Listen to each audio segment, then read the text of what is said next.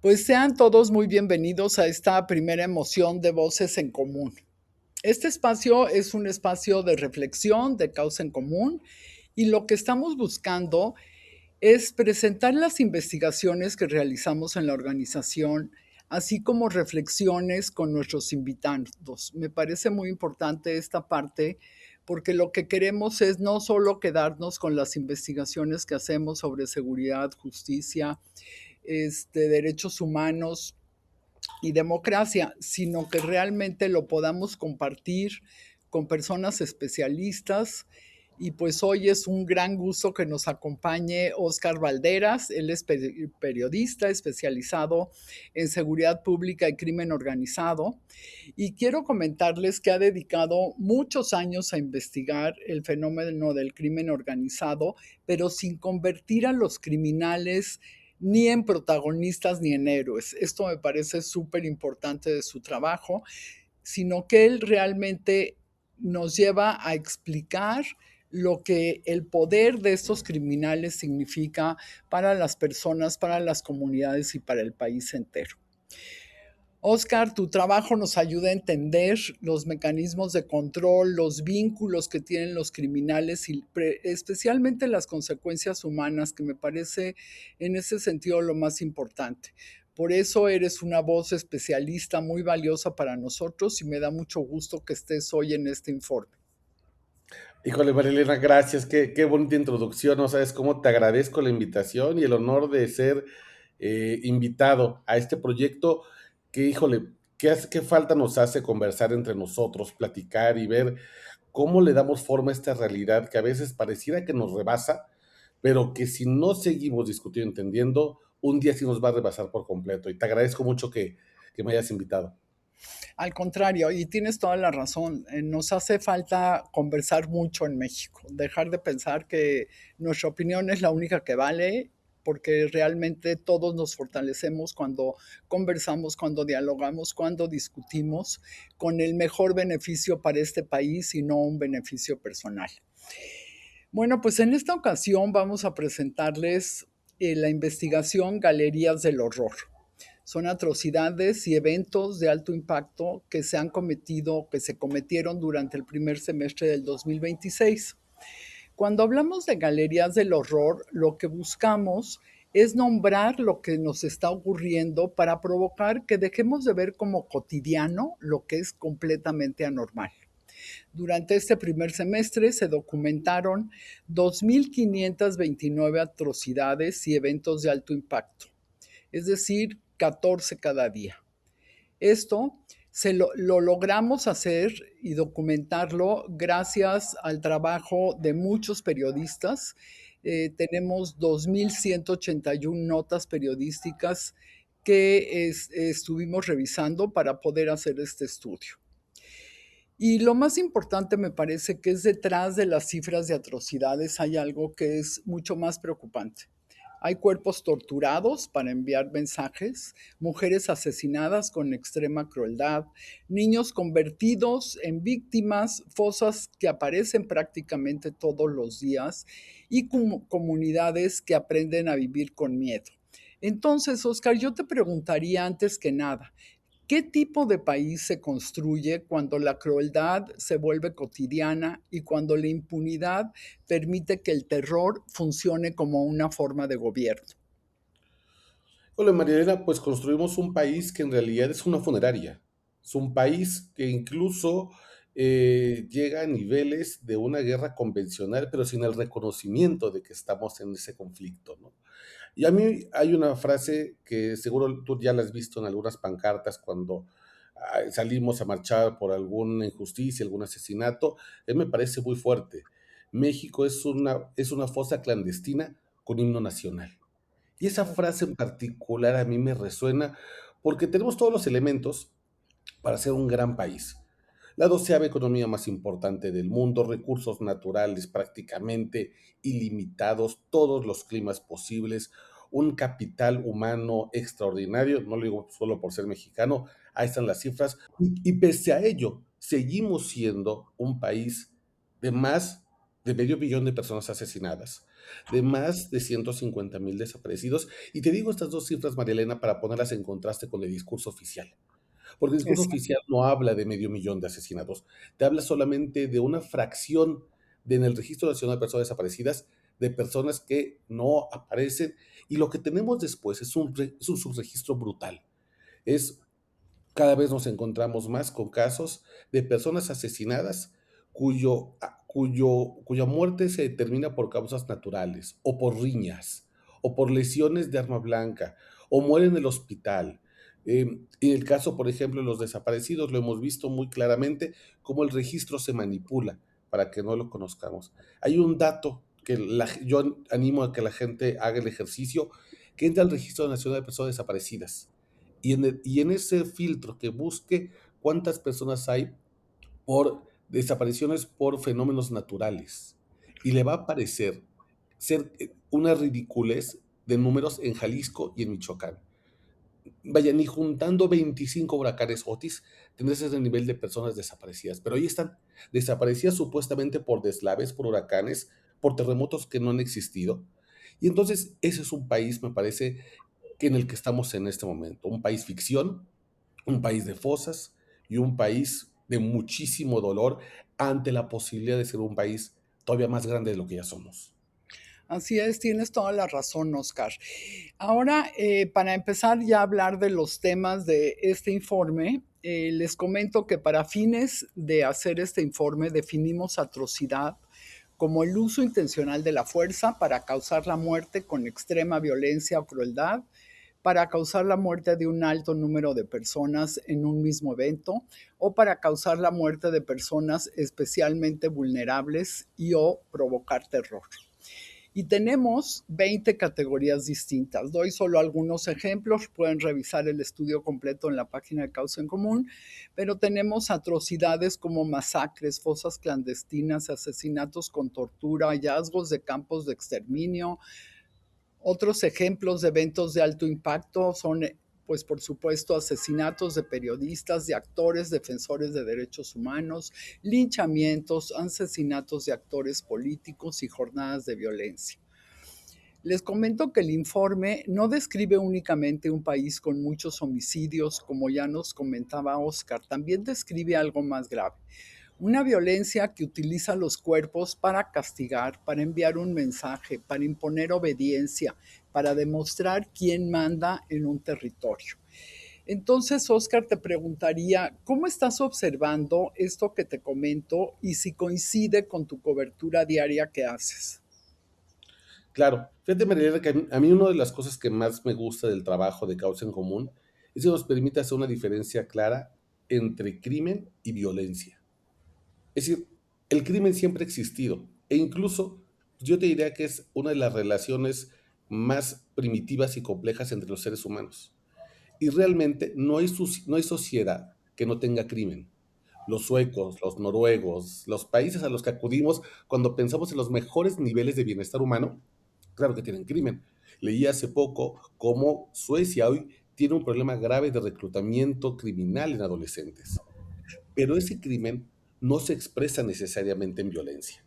No vamos a ver en Suecia 6 decapitados en un taxi, 8 colgados en Zacatecas. No vamos a ver que la violencia se convierte en el primer lenguaje del crimen porque saben que entonces se enfrentan a un Estado fuerte que va a limitarlos y que va a perseguirlos. Es un poco lo que pasa en Estados Unidos, donde matar a un policía es extremadamente grave y tú sabes que si lo haces, el Estado completo va a ir contra ti.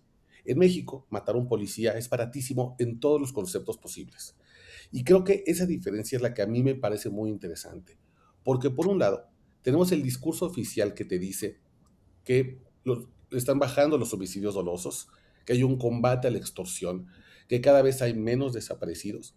Y por otro lado, la violencia está creciendo de manera desmedida. Y uno lo puede palpar, al menos yo como periodista, con las personas que trabajan en los CEMEFOS. Y te lo dicen muy claramente. A mí hace 20 años, un joven asesinado llegaba con una herida de arma blanca o 2 disparos en el cuerpo. Hoy llegan con 20 disparos.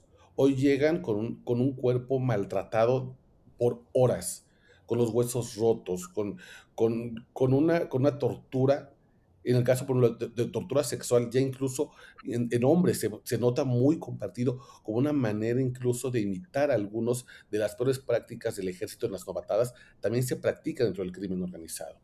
Y a mí esa primera distinción, Mariela, me permite pensar en un país en el que hay que reconstruirlo de manera muy profunda, porque el homicidio ya no es el mismo. El acto de matar se iguala, pero la violencia, la atrocidad con la que se utiliza la violencia, me parece que eso ya estamos hablando de otros niveles.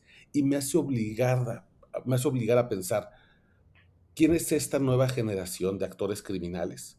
Adolescentes, jóvenes adultos, millennials digitales, que no les basta con, con simplemente tirar un balazo. Necesitan tirar 20, necesitan arrojar el cuerpo, necesitan ocupar el cuerpo femenino como una especie de lienzo de terror. ¿Qué ganan cuando cuelgan a 6 a 8 personas? Yo también lo resumía con algo que a mí me decía un joven sicario que yo entrevisté en Michoacán y me decía, yo a veces pienso, ¿qué es lo peor que le puedo hacer si ya lo maté? Y ahí entonces me pongo a pensar qué más le puedo hacer. Y creo que esa mentalidad es en la que estamos ahora. Hemos pasado por un proceso de descomposición que hace que en muchos lugares ya la violencia extrema se vuelva una respuesta cotidiana. Y esto que hace Causa en Común nos obliga a decir, sí, puede que hayan bajado los homicidios, pero mira la violencia con la que se cometen estos. Y esa discusión no la estamos teniendo. Así es, precisamente me parece que lo que hoy estamos viendo en el país es una gran descomposición social. Eh, y lo vemos, por ejemplo, pues en los estudios que hacemos nosotros, en las notas que ustedes hacen, en las reflexiones que ustedes hacen. La descomposición social en México es enorme y creo que los últimos 8 años han sido mucho más graves, porque este estudio hemerográfico que hacemos de Galería del Horror, pues solamente está captando lo que ustedes como periodistas nos están diciendo en los medios. Sin embargo, hay muchas otras atrocidades que seguramente se cometen que el estudio no las capta, ¿no? Y el objetivo, desde luego, no es competir con las cifras oficiales, sino documentar manifestaciones de violencia extrema que quedan precisamente invisibilizadas en esos registros gubernamentales. Pero bueno, de todas formas, al tocar el tema de cifras oficiales, quiero preguntarte desde tu experiencia como periodista, ¿qué tan confiables te parecen las cifras que está dando el gobierno en sus registros oficiales frente a lo que tú estás documentando en el campo? Fíjate, Mariana, que esto que comentas me parece muy relevante y tal vez para quien no conozca cómo se elaboró el proyecto de Galería del Horror, es cierto, este es un compilado de lo que la prensa logra consignar con todas las limitantes que esto conlleva. Primero, que bueno, seguramente hay un subregistro natural en estados donde se han convertido en zonas completas de silencio. Es el caso de Tamaulipas, por ejemplo, ¿no? Donde incluso la poca prensa local o no cubre los actos de violencia por la propia seguridad de los periodistas o deciden no cubrirla porque están emparentados con la clase política local. Es el caso de Claro. muchos diarios tamaulipecos en el cual el dueño es primo hermano del secretario de Economía. Y eso es el caso de Tamaulipas, es uno de los diarios más famosos. En otros simplemente no hay prensa porque estamos hablando de lugares donde ni siquiera hay infraestructura para poder colocar una oficina que tenga internet decente, con el cual se pueda hacer una mediana transmisión. Es el caso, por ejemplo, de Guerrero, la zona serrana, donde hoy hay un conflicto brutal entre los tlacos y los ardillos y otras expresiones que salieron de los Beltrán Leiva. O es el caso, por ejemplo, donde sí hay una presencia importante de periodistas, de prensa independiente, que incluso ha sido premiada internacionalmente, como es el caso de los colegas de Sinaloa, donde tampoco hay posibilidades de cubrir toda la violencia porque es demasiada y porque además mucha de esta violencia se concentra como una estrategia de comunicación en las sindicaturas, en las rancherías, donde no hay forma de llegar sin que el crimen organizado advierta que estás ahí registrando el hallazgo de un cuerpo, de una fosa, o simplemente hay una hipervigilancia, como es el caso de Sinaloa, donde el cártel de Sinaloa tiene sus propios C5 y conocen perfectamente a todos los periodistas locales. Entonces, decir que evidentemente esta construcción de datos se da a partir de un esfuerzo brutal de quienes reportan y de quienes compilan, pero que siempre va a tener un subregistro. Entonces, creo que hay que leer esto como decir, esto es solamente la atrocidad consignada. ¿Cuál es la que no vimos? ¿Y por qué no la vimos? ¿Y qué violencia extrema tiene esa que no vimos? Así es, tienes toda la razón, porque fíjate, en el informe, por ejemplo, tenemos 5 estados que están en el top de más atrocidades, desde luego Sinaloa en el primer lugar con 326, pero también Michoacán con 180, Guerrero 149, Guanajuato 143 y Chihuahua 140. Y si vemos esto en contraste con otros estados, por ejemplo, Coahuila y Yucatán, que tienen eh, 6 y 5. Y podríamos pensar que en Coahuila y en Yucatán no pasan cosas extremas. Sin embargo, como ya bien mencionábamos antes, pues qué está pasando en Tamaulipas, ¿no? O qué pasa en Nayarit, que no se están registrando. Entonces, pues México enfrenta una pedagogía del horror al final del día, con cuerpos torturados, mutilados, enterrados de forma clandestina. ¿Y por qué usan eso los criminales? Pues yo me imagino que para comunicar que disponen de la vida, disponen del territorio y disponen hasta del silencio de las personas. Porque sí te preguntaría si nos puedes compartir cuál es el contexto de los estados con más atrocidades y qué hay detrás de las entidades donde hay un mínimo de atrocidades o no representan la cantidad de atrocidades que pueden estar existiendo, como por ejemplo es el caso de Tamaulipas, donde verificamos 40 atrocidades, pero sabemos que debe de haber muchas más. Claro, yo te diría, los primeros lugares donde ustedes logran registrar, Michoacán, Guerrero, Sinaloa, sin duda como el primer lugar, lo que vemos es una disputa por el territorio entre 3 o 4 grupos criminales que hacen una disputa, yo te diría, Marilena, colonia a colonia, calle contra calle. Y se trata históricamente de lugares donde la criminalidad se ha sentado y con el paso del tiempo, a partir de estrategias poco eficaces, los grupos que alguna vez fueron hegemónicos tienen hoy una disputa abierta y entre ellos. Y esto los obliga a romper el pacto social que tenían de coexistencia. Por ejemplo, durante mucho tiempo Sinaloa fue uno de los estados más seguros, entre comillas, pero nadie negaba la infiltración criminal por parte del cártel de Sinaloa en prácticamente todos los espacios de la vida pública. Simplemente había un control vertical sobre el crimen organizado que en muchas ocasiones tenía que ver con la delegación de las tareas que hace el propio gobierno. Por ejemplo, tú lo has visto y lo has visto mucho la audiencia que nos está siguiendo, estos imágenes donde llega un grupo armado y pone una manta donde dice, ya llegó la empresa, pongámosle el nombre que sea, y aquí no se va a permitir rateros, violadores, venimos por todos ellos y ya llegó la limpia. Esto hace que los grupos criminales funcionen como una especie de policías paralelas, en el cual, si tú no confías en la autoridad de tu municipio, no es necesario entonces que te quedes sin protección. Simplemente, en vez de buscar al jefe de la policía, buscas al jefe de plaza. Y con él vas a resolver los temas de justicia cotidiana, los que el Estado no te resuelve. ¿Qué genera eso? Una ruptura social y genera después una serie de asesinatos, de venganzas, de desapariciones, de tortura, porque en esa sociedad violenta nos vamos construyendo. Y es lo que pasa en Sinaloa, en Michoacán, en Guerrero, donde una gran explosión de actores criminales se convierte después en una especie de disputa por la base social que somos todos nosotros. Y yo te diría, del otro lado, ¿qué pasa? ¿Por qué en Tamaulipas aparece tan pocos registros?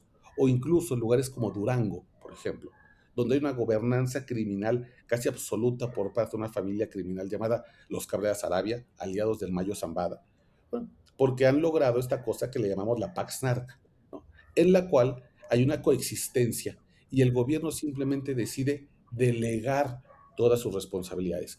Y tú y yo lo hemos escuchado, María Elena, que decimos que el narco o el crimen florece en la ausencia del Estado. Y esa es una gran mentira. En realidad, a mí no me digan que no hay Estado en Durango. No me digan que no hay estado en Reynosa. Si yo veo las aduanas, yo veo la policía, yo veo la Guardia Nacional, yo veo empresas, hay un estado. Ese estado simplemente no ha querido ocupar sus funciones, las delega. Entonces, ¿sabes qué? Al cártel del Golfo, pues lo convierto en la policía municipal de facto. Al empresario corrupto del cártel del Golfo, pues lo convierto entonces en el beneficiario de los contratos de obra pública. En tal lo voy a convertir entonces en mi representante de la nueva campaña de turismo. Y eso hace que se genere una especie de sensación de que el Estado está bien, de que la cosa va tranquila, de que Durango es tranquilo, de que Querétaro es tranquilo y hemos visto que no lo está. Pero lo único que pasa es que se van tapando vamos resanando las grietas de un sistema hasta que esa grieta se vence, el muro se cae, que es lo que le pasó a Sinaloa, y nos aplasta a todos. Y vivimos bajo los escombros del crimen. Entonces, creo que esa es una manera de explicar que en realidad incluso aquello que aparentemente está bien, seguramente está muy podrido por dentro. Simplemente no ha caído por su propio peso. Pero una manera de entender es entonces fijarnos en las atrocidades. Si de pronto tienes una cantidad de criminalidad menor, homicidios bajos, pero de pronto en Durango, por ejemplo, Santiago Papasquiaro, nos enteramos que cayeron unos dronazos a las comunidades indígenas, entonces dice, ok, entonces lo que la estadística oficial me dice, no tiene nada que ver con lo que me está diciendo Causa en Común. Aquí se rompe el relato porque no es posible que sea un Estado pacificado y haya dronazos contra comunidades indígenas.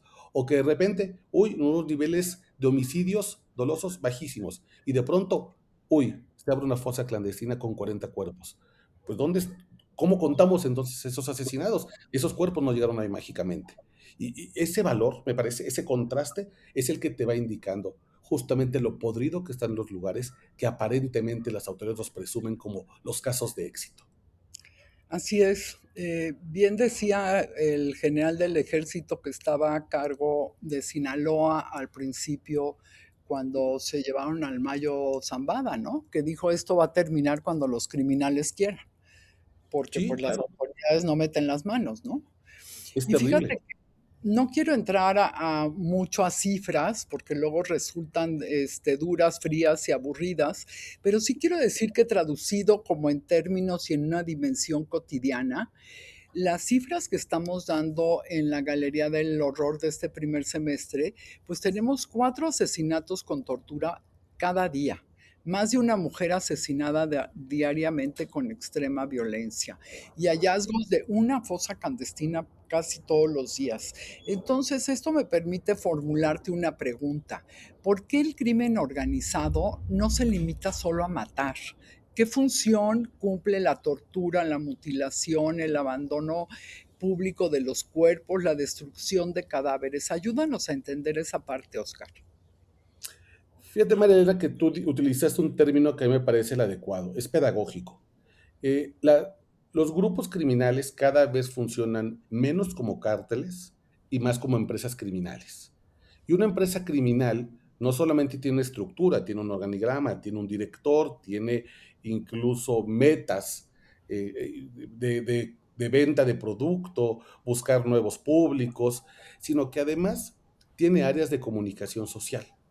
Yo recuerdo mucho, por ejemplo, el caso que a mí me contó un colega periodista de Veracruz, del norte, muy cerca de Tuxpan, y él me narraba cómo cuando llegaron los Zetas a desplazar a los viejos del cártel del Golfo en los tiempos del entonces gobernador Fidel Herrera, convocaron una reunión con todos los periodistas de la zona, los llevaron a una casa y en la casa, por ninguna razón, porque no había cometido ninguna falta, los tablearon y era una manera de decirles, les recuerdo que el poder soy yo y que lo que se publica únicamente es lo que yo autorizo y lo que no se publica, no se pueden saltar las reglas porque les va a pasar algo mucho peor. Esas son estructuras de comunicación social que incluso los Zetas tenían con otros colegas de Veracruz. Había uno o dos colegas que eran los enlaces de los Zetas y que les iban preguntando a algunos colegas, ¿qué vas a publicar? A ver, pásame la nota. No, y eran periodistas que tenían doblete siendo trabajadores de los Zetas. Entonces, ese modelo de comenzar a formalizar la comunicación social me parece que ha llevado a una sofisticación terrible en el cual ya se entiende la violencia y la extrema violencia como una manera de comunicar, como una manera de enseñar qué pasa con quienes no van alineados a los intereses del grupo criminal. Y esto ha sido cada vez más complejo en el sentido de que hemos, como sociedad avanzado, fíjate qué paradójico, en la transición democrática. El hecho de que hoy haya un sistema de partidos muy competitivos entre ellos, que un mismo municipio, un, en una elección lo gane el PAN, en otra la gane el PRI, en otra la gane Morena, genera que los grupos criminales estén buscando todo el tiempo ese control, ese acuerdo, y como cada 3 o cada 6 años hay que renovar el acuerdo, porque no estoy seguro que mi compadre, mi amigo, el alcalde, vaya a poder ganar la reelección o vaya a poder colocar en desconfianza, genera una competencia brutal. Y en las empresas criminales, pues la única manera de competir es utilizando la violencia extrema. Ese es el mejor insumo que tienen. Entonces han aprendido que un cuerpo tirado significa algo, que un cuerpo colgado significa algo, y nosotros como país hemos adoptado esos lenguajes del horror. Por ejemplo, si alguien aparece sin lengua, sabemos que entonces es una manera de castigar porque habló demasiado o habló con las autoridades. Si le cortaron las manos es porque robó al propio cártel. Se nos ha hecho, se nos ha obligado a participar en el aula del crimen organizado y se nos obliga todos los días a entrar a una lección, a una clase que no queremos y que no quisiéramos tener como país, pero que forma parte ya de la manera en que vivimos aquí. Así es, Oscar, y muy bien explicado además. Ahora me gustaría que si nos puedes dar tu opinión como periodista sobre algunos de los casos que documentamos. Escoge los que quieras. Yo había pensado, por ejemplo, en el caso de Chilapa o en el caso del exterminio de Lagos de Moreno o el caso de la periodista Roxana Guzmán.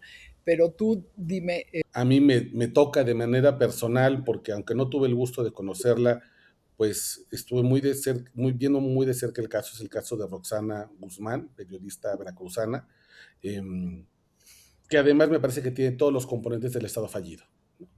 Está plenamente documentada la agresión de Roxana, cómo estos hombres embosados entran a su domicilio, se la llevan frente a la familia, que es un signo muy particular del crimen organizado. Luego sabríamos que estos integrantes de este grupo criminal son al mismo tiempo policías, algunos de ellos incluso policías en activo, y que en realidad el trabajo de Roxana no era un trabajo de periodista de investigación, no era de estos periodistas o estas colegas que hacían trabajos de largo aliento, sino que consignaba la violencia junto con otros hechos dentro de sus comunidades. Y no por esto quiero decir nada terrible, lo que quiero decir es que hay una idea de que los periodistas que estamos en riesgo somos los que hacemos la investigación, la gran data, que estamos conectando los puntos entre narcopolítica, y claro que esos son los que corremos más riesgo, pero a veces ni siquiera hay que estar en esos enjuagues. A veces simplemente por tener una página y consignar que le gritaron al alcalde, que a la alcaldesa le encontraron o retomaron una nota de un medio grande, eso ya te pone en riesgo. Y el caso de Roxana, pues me parece que fue por todos lados indolente la reacción del Estado. Incluso cuando la propia madre de Roxana Guzmán va y le pide ayuda a la presidenta, y lo digo, casi se le hinca para pedirle ayuda, hay una respuesta, yo te diría, fría, distante de la presidenta, que a mí me decepciona, porque el discurso de Llegamos Todas es un discurso que a mí me emocionó cuando vi el triunfo de la presidenta, ¿no? Por supuesto, y es histórico, y me parece que muchos celebramos la llegada de la primera presidenta y pensamos que eso traería una sensibilidad especial a los casos de violencia contra las mujeres. Y esta manera fría de decirle a la mamá, usted regrese a su casa, estamos investigando, que resultó en pifias terribles como haber detenido a personas inocentes, con todo lo que conlleva, porque eso significa evidentemente dejar de poner foco en los presuntos responsables. Me parece que es, por todos lados, es el terror de lo que te puede pasar, y además tuvimos el registro en video de la agresión en tiempo real contra Roxana, cómo se la llevan. Ese me parece que es uno de los casos paradigmáticos que cumple con todas en la lista de todo lo terrible y todo lo fallido que puede ser el Estado contra un ciudadano o una ciudadana. Luego, bueno, el caso de Lagos de Moreno me parece también paradigmático por toda la violencia que existe contra jóvenes, cómo se les obliga incluso a asesinar entre ellos, a los amigos, para poder obtener el premio de la supervivencia, en unos niveles de violencia que es difícil pensar, o me gustaría pensar que convivimos ahí con todos ellos. Y hay un tercero, Marilena, que a mí me parece interesante, que es el caso de los jóvenes que fueron o intentaron ser reclutados a través de videojuegos, porque me parece que nos habla de cada vez un crimen organizado mucho más sofisticado. Y es un error pensar en estos grupos como si fueran únicamente los narcotraficantes de hace 20, 30 años, con el sombrero puesto y la camionetota y pasándose por la sierra, moviendo adormidera y marihuana. Estamos hablando de redes criminales que entienden perfectamente la digitalidad, que tienen su mirada puesta en jóvenes que están conectados a Internet todo el tiempo, que después de la pandemia nos volvimos una sociedad hiperdigitalizada y lo están aprovechando, y que en muchas ocasiones eligen todo el tiempo entre la violencia extrema, el rapto con la violencia más dura, o simplemente el engaño, el fraude. Y es terrible porque además nos habla de que en muchos lugares, Marilena, sí ha permeado este discurso de que entrar a las filas de la criminalidad no paga nada. Es terrible en términos de destino, de cárcel, de muerte, de lesiones incapacitantes por el resto de tu vida. Y hay muchos jóvenes en este país que están intentando hacerla por la derecha, tener su primer empleo en un lugar legal después de la carrera, después de estudiar una carrera, de acabar su prepa, su primer trabajo de verano, de invierno, para poder juntar un poquito de dinero.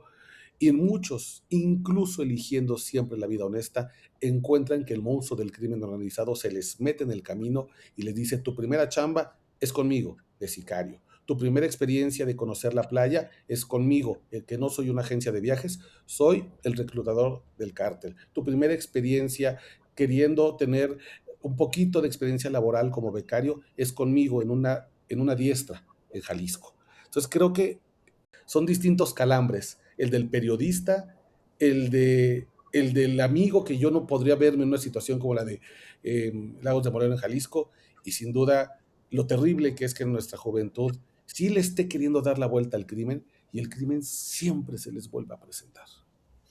Así es, porque bueno, cuando tenemos un estado débil y una criminalidad fuerte, pues los criminales terminan metiéndose en la vida de todos y especialmente de los vulnerables, como son los jóvenes en el país, ¿no? Que, como tú bien dices, hay muchos que están buscando un empleo, que están buscando salir adelante, pero el crimen los criminales se les meten en medio, ¿no?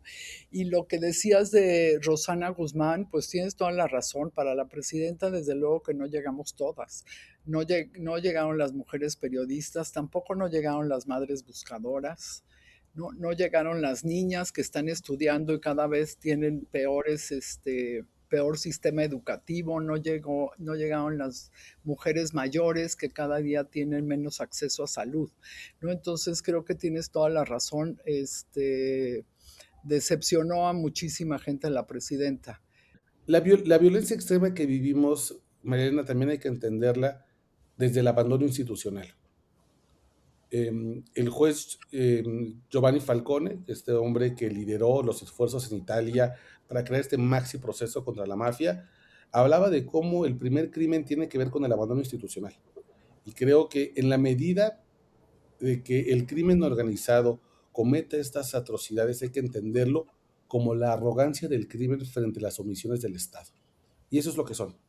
Pueden cometer ese tipo de delitos terribles. No les importa que alguien los esté grabando, en el caso de Roxana, que les esté diciendo hay niños, y se permiten grabar, sabiendo muchas veces que van a ser detenidos, pero también sabiendo muchas veces que esas detenciones van a llegar a nada. Y ese también es otro de los problemas estructurales que tiene este país. Seguimos contando detenciones como si ese fuera el nivel de éxito.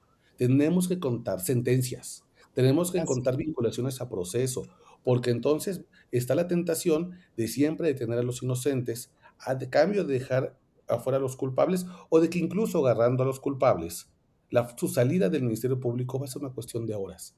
Y ese entorno de impunidad, ese entendido de que la detención es el nivel con el cual vamos a fijar el éxito de una estrategia, es también lo que les da la arrogancia al crimen organizado para cometer actos de hiperviolencia como las atrocidades que estamos discutiendo y que no se les vea fin a estas estrategias de terror. Así es, ¿no? Porque pues realmente las detenciones solamente nos han servido para decir, uy, detienen a muchísimos, están trabajando. Y cuando del otro lado vemos que la gran mayoría de ellos salen, pero no solo eso, sino que muchos que se quedan son inocentes. Claro. Entonces sí creo que no nos podemos dar el lujo de seguir hablando de detenciones, sino que tenemos que hablar de vinculaciones a proceso y de sentencias. Y fíjate, aquí me llama la atención algo que vi en el estudio, que es que si ponemos como en top 5, por ejemplo, asesinatos con tortura, pues estaría Sinaloa, Guerrero, Puebla, Estado de México, Chihuahua. Si ponemos asesinatos de mujeres, Ciudad de México, Estado de México, Guerrero, Veracruz, Sonora, en masacres, otra vez Guerrero, Guanajuato, Puebla, Sinaloa, otra vez Sinaloa, ¿no? En asesinatos con mutilaciones, pues tenemos a Puebla, Guerrero, a Sinaloa, Baja California y a Michoacán.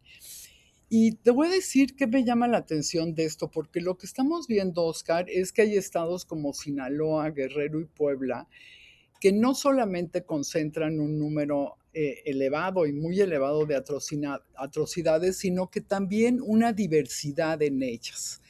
¿Qué explicaría que un mismo territorio convivan diversos tipos de violencia criminal y también familiar y también comunitaria?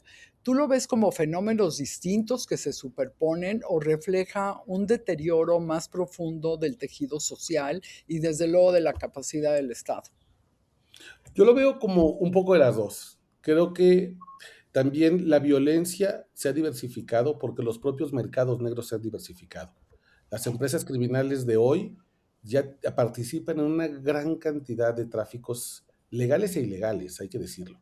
Eh, Hay un estudio del Senado de la República, esto ya tiene varios años, lo hizo, en ese momento fue hecho durante el sexenio de Enrique Peña Nieto, y en ese momento te hablaba de que simplemente el tráfico de marihuana y de cocaína representaba apenas del 10 al 15% de las ganancias del crimen organizado. Es decir, un margen ya residual si vemos cómo ha evolucionado el mercado de drogas en los últimos años.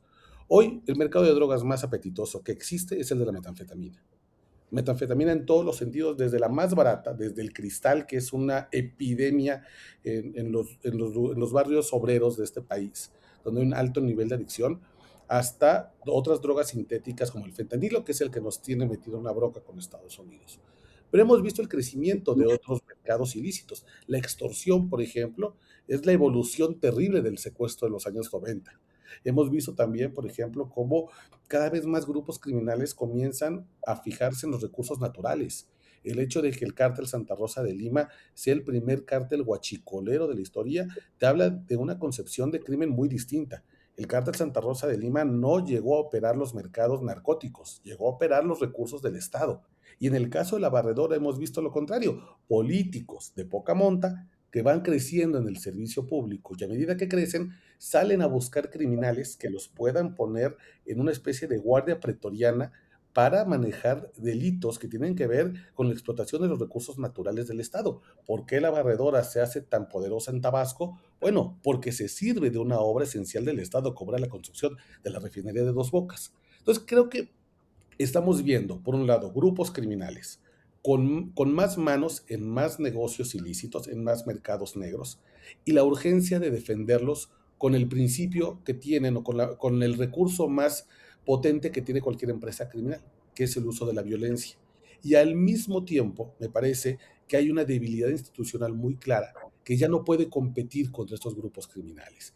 Entonces, creo que tenemos que entender a la criminalidad de manera diferente cada vez más. Son cada vez más sofisticados, son cada vez más violentos y cada vez tienen más manos en más mercados ilícitos. Y cada uno de esos mercados negros que el propio gobierno crea a propósito o por omisión o por estupidez, se vuelve parte de la manera en la que van a financiar los delitos más graves, que son los que nos tienen aterrados como país. Así es, y creo que a nosotros como país nos ha faltado ir mucho más rápido, entender mucho mejor las dinámicas y además hacer un esfuerzo en tecnología y en fortalecer a nuestras instituciones para evitar que ellos vayan mucho más rápido que nosotros.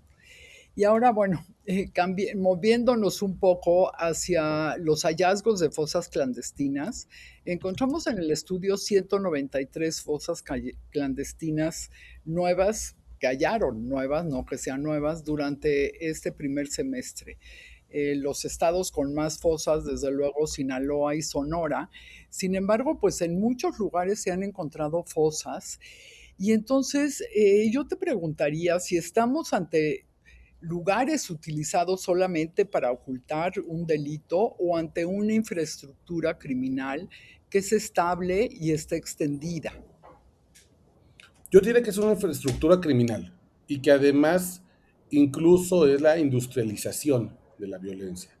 Si uno observa, por ejemplo, Rancho Izaguirre, en este caso paradigmático de las diestras y el exterminio, uno observa que incluso la manera en la que fue construido es casi una especie de maquila, forma parte de una serie de pasos.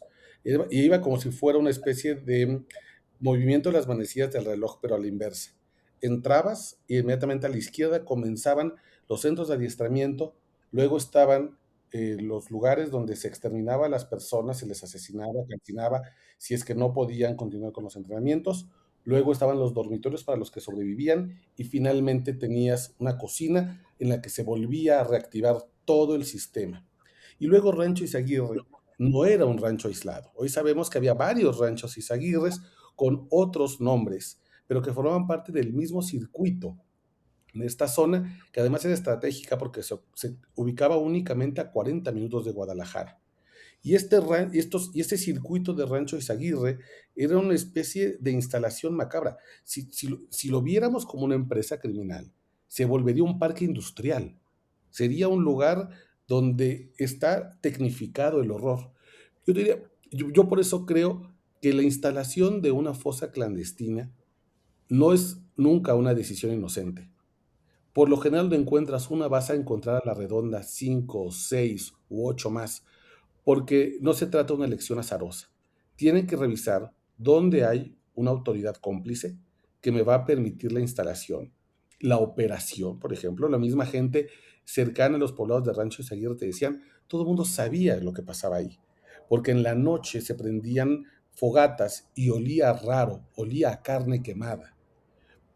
Luego necesitas autoridades omisas y por supuesto lugares de salida, donde en caso de que te llegue un operativo con autoridades que no pudiste comprar, entonces tú puedas hacer una huida rápida, dejando que tengas que dejar hacia atrás. Y de vuelta entramos a la discusión narcopolítica. Hablamos de vuelta de cómo estos grupos criminales no podrían operar de ningún otro modo que no fuera con la complacencia de las autoridades. Y creo que justo entender estas dinámicas, ponerles incluso mapa a estos hallazgos de fosas clandestinas, nos permiten entenderlo muy claramente. ¿No? Son circuitos de terror, nunca es un hecho aislado. Nadie pone una fosa clandestina en México porque simplemente se le ocurrió que ese era un gran lugar para hacerlo. Se toman decisiones empresariales porque hay protección, porque hay abandono y porque hay complicidades. Sí, tienes toda la razón, terrible.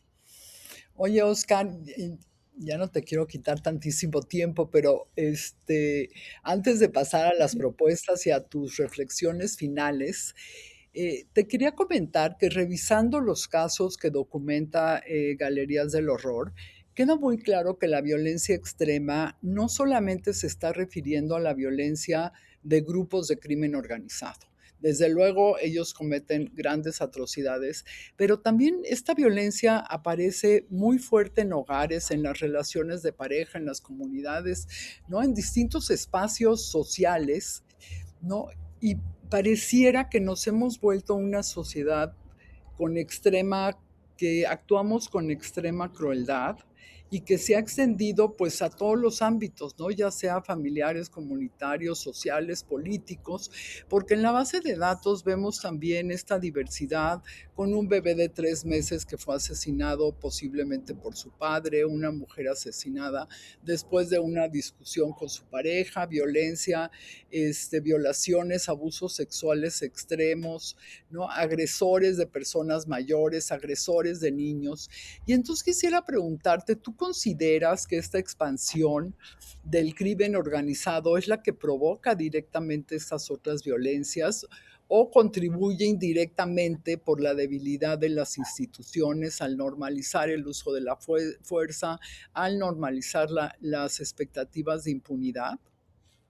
Yo creo que es lo segundo, lo que tú mencionas, Mariela. Me parece que cada vez muchas más personas, sobre todo personas jóvenes, adultos jóvenes, comienzan a entender, o la manera de entender el mundo para ellos es, si yo ejecuto un acto con violencia extrema, entonces se me va a percibir como un integrante del crimen organizado. Y ellos tienen impunidad garantizada en este país. Entonces, para yo poder salir, aumentar mis posibilidades de impunidad en un delito, necesito actuar como si fuera un integrante de un cártel. Y eso cada vez me queda más claro, por ejemplo, cuando uno observa casos como el de una familia en la Gustavo Amadero, no sé si te acuerdas, que mataron incluso al padre y a las dos hijas, Sí, y, uno, terrible. y el responsable era una expareja de esta chica de 16 años, de esta niña. Y este tipo, para hacer pasar el crimen como si fuera un integrante del crimen organizado, coloca un mensaje que pone en la espalda del padre con un cuchillo. Y el mensaje decía que eso le había ocurrido por deudas con la Unión Tepito, haciendo parecer como si él formara parte del crimen organizado de la Ciudad de México. Luego se supo que sí, venía una familia con integrantes con antecedentes penales, pero que él no formaba parte de la Unión Tepito. Pero el solamente hecho de pensar que aumentaba sus posibilidades de impunidad, haciéndose pasar por sicario, ya manda un mensaje terrible, ya manda un mensaje de que entonces qué tipo de sociedad estamos construyendo si ellos creen que así van a poder librarse del castigo. Y el otro ejemplo que me parece brutal es, te acordarás tú de esta disputa en el Estadio Corregidora entre Sí, dos barras, la barra del Querétaro y la barra del Atlas, que en algún así momento es. los aficionados se encuentran en las gradas y comienza una pelea que puede haber quedado como una pelea campal, que siempre es lamentable, sin duda, pero como muchas que hemos visto en otras partes del mundo, en la cual las barras se entran en un pique y se supera la parte deportiva y llega una parte de violencia. Pero en el caso de Corregidora, Mariana, tú te acordarás, las personas actuaron como sicarios, les Sí. desnudaban a la gente y ya inconscientes, los pateaban en los testículos, les golpeaban en la cara, incluso la amenaza es, afuera te va a dar un levantón, y cuando empezamos a especular sobre si esa actuación era de integrantes del crimen organizado, porque decíamos, la barra del Atlas ha tenido conexión con Cártel Jalisco Nueva Generación y la barra de Querétaro sabemos que tiene algunas escisiones con el Cártel Santa Rosa de Lima. Yo creo que la conversación más peligrosa era, ¿y si no son crimen organizado? Y si así ya es como respondemos como sociedad. Si eso significa que yo puedo ir con mi amigo, con mi compadre, con mi padre, y en una discusión entre civiles, entre pares, así reaccionamos ya como sociedad. Te voy a pegar un levantón, te voy a hacer pedacitos, te voy a desnudar y te voy a tirar, te voy a aventar por el palco para que te rompas la cabeza. Si así es como somos, entonces no es cierto que esta es una batalla entre ellos y nosotros. Somos muy nosotros. Ellos se parecen mucho a nosotros. Y entonces tenemos que dar una muy buena y dolorosa mirada a nosotros como sociedad si creemos que entonces se trata de el cártel y los buenos que somos nosotros. Y esta idea de somos más los buenos. Porque en esta idea, Marilena, de verdad me parece que estamos ante una negación terrible. Cada vez más como sociedad nos parecemos al crimen organizado. Y si no lo reconocemos, estamos negando una parte importantísima de nosotros. Si no entendemos que cada fiesta infantil en la que los niñitos salen vestidos de sicarios normaliza algo, si en la graduación de la preparatoria el baile simula entonces un operativo en el cual se va a levantar a una muchacha para secuestrarla, y si cada vez que respondemos con violencia a un acto de tránsito, necesitamos o nos gustaría tener una pistola para ponérsela en la cabeza a la otra persona. Híjole, no estamos viendo que estamos ya muy infectados de ese virus. Y la única manera de extirparlo es con un diagnóstico correcto, que nos digan qué tan metido tenemos ese cáncer en nosotros. Y hay que reflexionarlo porque, insisto, es muy ingenuo a veces pensar que solamente la atrocidad, que solamente la violencia la comete el crimen. En este momento hay muchas personas en nuestro entorno que reaccionan como crimen porque entendieron que reaccionar como crimen es garantizar la impunidad después. Así es, o porque están muy enojadas, dolidas, insensibilizadas de todo lo que les pudo haber pasado, ¿no? También esa es otra Claro, parte de todas estas familias que han sufrido terriblemente pérdidas, ya sea por desaparición, por maltrato extremo, por lo que quieras, y que acuden a la autoridad y saben que pues ahí no encontraron nada esa vez y esta vez tampoco lo van a encontrar. Entonces la gente empieza pues a actuar como a criminales al final del día porque creen que nadie los va a ayudar y en ese empezar a hablar como, a actuar como criminales, pues es como el hilo de media, se va. ¿No? sí, Y se claro. va sin darnos cuenta. Por eso es que es tan importante lo que dices, que tenemos que reflexionar sobre todo esto. En Causa en Común, no solamente con este estudio, por supuesto que queremos visibilizar lo que nos está pasando para pues lograr volver a conectar unos con otros y no pensar que esto que está sucediendo es ajeno a nosotros porque no lo es, ¿no? Es la fotografía de las atrocidades nos muestra que nada hay ajeno y nada puede dejar de pasarte si lo seguimos normalizando. Pero también por otro lado, pues no nos queremos quedar como siempre solamente en un diagnóstico, solamente en hacer un estudio, sino también tenemos propuestas y creo que pues la primera propuesta de la que yo hablaría es precisamente de que tendríamos que tener un programa de salud mental en México. Un programa de salud mental, por supuesto, también para policías, para ministerios públicos, pero específicamente para las familias que han estado frente a la violencia tanto tiempo y que terminan teniendo una conducta que al final del día termina siendo criminal. Entonces, pues esa sería tan solo una propuesta. Tenemos muchas otras, por supuesto, si estamos hablando de seguridad, pues no podemos dejar de decir que necesitamos mayores presupuestos con rendición de cuentas para que se atiendan las necesidades urgentes en el reclutamiento, en la profesionalización, en el equipamiento, ¿no? También, pues, reconstruir el poder judicial, aunque ahora lo vemos muy lejano, en algún momento va a tener que ser, porque no puede dejar de estar bajo los principios de independencia, de meritocracia, de profesionalismo, recuperar a la Comisión Nacional de los Derechos Humanos para que deje de defender al poder y defienda a las víctimas, que realmente ese es su objetivo. Y pues solamente lo dejaría en estas pocas propuestas, las pueden ver en la página de Causa. Y te preguntaría, Oscar, ¿cuál sería tu última reflexión sobre la Galería del Horror? Yo creo, Marielena, que estamos viendo los efectos de 20 años de esto que llamamos guerra contra el narco, justo con la ausencia de tu primera propuesta, de que no se acompañó o no se ha acompañado con una estrategia nacional de salud mental. Hoy, el niño que a los 6 años en Ciudad Juárez perdió a su padre en un acto de violencia, la niña que a los 8 años en Sinaloa vio al cártel apoderarse de su comunidad, el niño de 5 años en Nueva Italia, Michoacán, que tuvo por primera vez un acercamiento con un arma, hoy tienen 25, 26, 28 años. Es altamente probable que sean los nuevos operadores del crimen organizado, sean jefes de sicarios, jefes de plaza, sean quienes generan esta violencia extrema. Y hay que entender que se les abandonó desde el principio. Yo por eso hablaba de abandono institucional. Y que seguramente muchos de los perpetradores de estas atrocidades que se documentan en galerías del horror se pudo haber evitado que entraran al crimen organizado.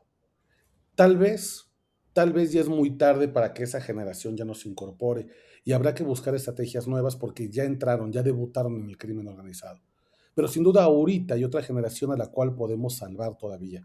Y me parece que ahí deberíamos poner los esfuerzos, en evitar que estas galerías del horror las podamos seguir contando en 10 años. Te lo digo con todo el cariño y el respeto, no quiero volver a hablar de esta galería del error en 10 años. Nos encantaría a ti y a mí, a todo tu equipo, que ese trabajo se detuviera, pero la realidad es que hoy tenemos unos niveles altísimos de deserción escolar, que es un elemento brutal para acercamiento a la vida criminal. Tenemos hoy una estrategia eh, inadecuada, insuficiente, absolutamente corta para tratar las adicciones de jóvenes, adolescentes, principalmente menores de edad. Se les ofrecen consultas externas como si esto fuera a curar la gripa y no una dependencia o un consumo abusivo del cristal, por ejemplo, que es otra puerta de entrada a la criminalidad organizada. Y no tenemos hoy cómo contener los efectos en la salud mental de esta violencia extrema. Nos perdimos a la generación de Juárez del año 2010, 2009, cuando Juárez repetía como segunda ciudad más violenta del mundo. Tendríamos que haber aprendido de esa experiencia y llevar eso a Sinaloa, a Culiacán. Allí hay una generación a la cual todavía podemos rescatar del estrés postraumático de la violencia, para impedir que después sean ellos los que cometan las atrocidades 10 años más tarde. Yo creo que a mí, al menos, sé que es difícil, sé que es complicado parecer irónico, pero el documentar la atrocidad de algún modo me da una cierta esperanza, en la cual no puede decir el gobierno que no se les advirtió. Los obliga, les da poco margen de maniobra para que de verdad no tomen cartas en el asunto. Yo por eso te quiero agradecer mucho, Marilena, a ti y a todo el equipo de Causa en Común, que nos sigan convocando estos diálogos, que sigan siendo estos tercos que necesitamos en la sociedad civil, porque es la única manera en la que discutiendo, hablando, poniendo propuestas al frente, pero la crítica también al frente y las víctimas siempre al centro, creo que entonces podemos empezar a imaginar un país que, como te decía al principio de la conversación, que no es un país funeraria, que es un país. Muchas gracias, Oscar. Muchas gracias a Oscar Valderas por haber participado en esta reflexión tan interesante, tan triste al final del día, pero tan interesante. También le quiero agradecer al equipo de investigadores de Causa en Común y por supuesto a todas las personas que nos están escuchando, que las invito a que entren a la página de Causa en Común, vean el estudio completo, que es sumamente interesante, y también vean todos los demás estudios que hacemos en Causa sobre policías, fiscalías, penitenciarías, por supuesto estudios sobre las anomalías en las cifras delictivas, las mismas cifras delictivas y pues un largo etcétera. Muchas gracias a todos. Muchas gracias, Oscar. Gracias, Marilena, y por favor, mi agradecimiento extiéndelo a toda la gente Causa en Común. Les mando un abrazo. Claro que sí, igualmente.